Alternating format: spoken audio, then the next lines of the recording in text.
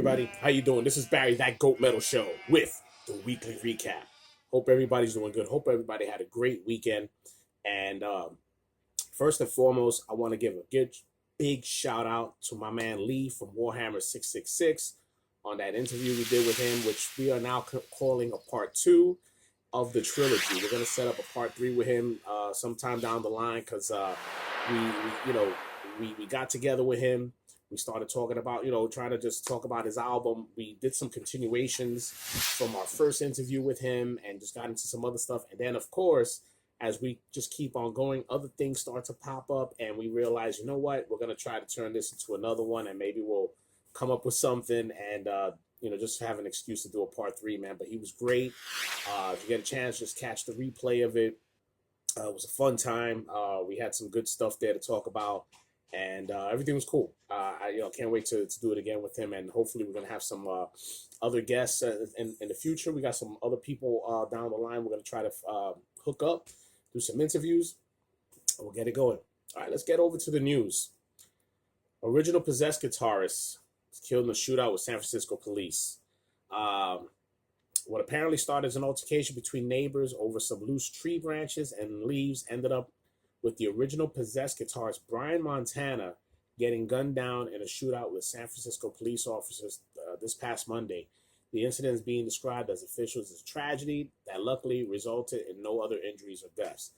Now, I mean, look, I get it. We've all had our shitty neighbors. I've seen video footages of people who just snap and, but I don't know, man. Who knows what was going on in Brian's head? What kind of difficulties he must have been going? Because a lot of times, things like that over, I guess, I understand the stress of telling somebody about their tree branches or something going into your houses, and it does get stressful. But once it gets to the thing where you start pulling out guns and weapons, and it says other things are going on just besides the stress of your neighbor, but it happens. You could just flip, and then that's it. So unfortunately, he got killed in the shootout with the cops, and he wasn't. I mean, he was just. If anybody's on there, they hear Possessed. Oh, original guitarist. He was with them during their demo days when they first started the band. Then he eventually, I'm not sure if he left or they replaced him or whatnot. I guess another time to go and do some digging on that. But yeah, it's just a shame. Anytime you hear something about a former metal musician getting killed, it sucks. Really, really sucks. But that's fucked up. All right, and then we're gonna go into real quick because I only had that one piece. We're gonna go into some metal bochinche.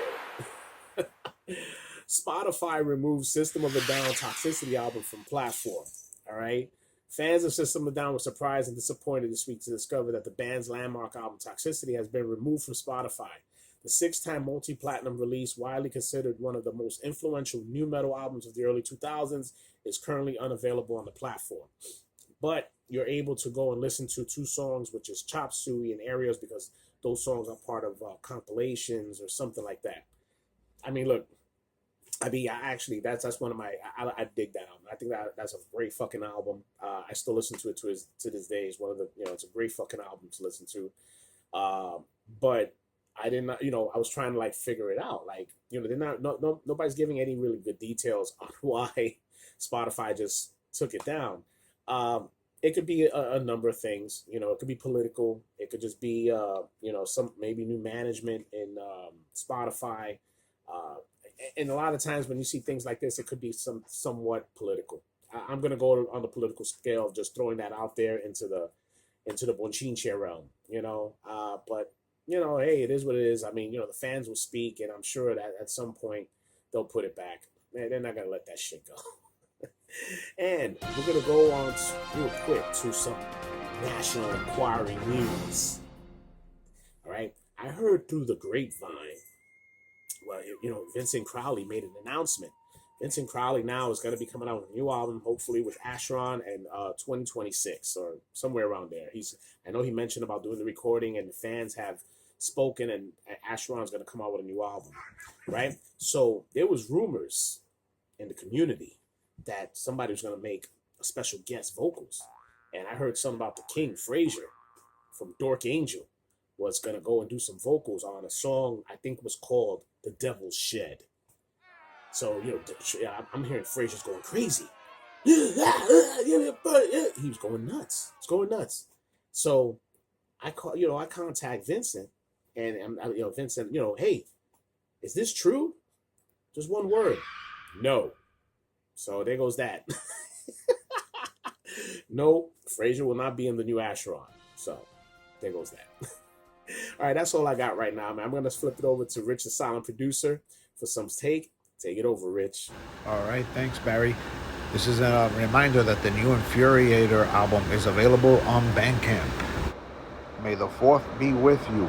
Available today, the new album from the Sling Blades, Punk Rock Roots. House Bad Bangers is taking the pre-orders now for the new Hexaya album. June 28th at the Wood Shop, the return of Electrocutioner live. Malevolent Creation is teaming up with Christian for a small Brazilian tour. September 21st in Liverpool, Cavalera, Sanguisubag and Enforced live at Pure Filth Volume 2. Sunday, May the 4th, Rampage Fest 7 featuring Brass Knuckle Brigade. This show is at the Bowery Electric and it is free all ages.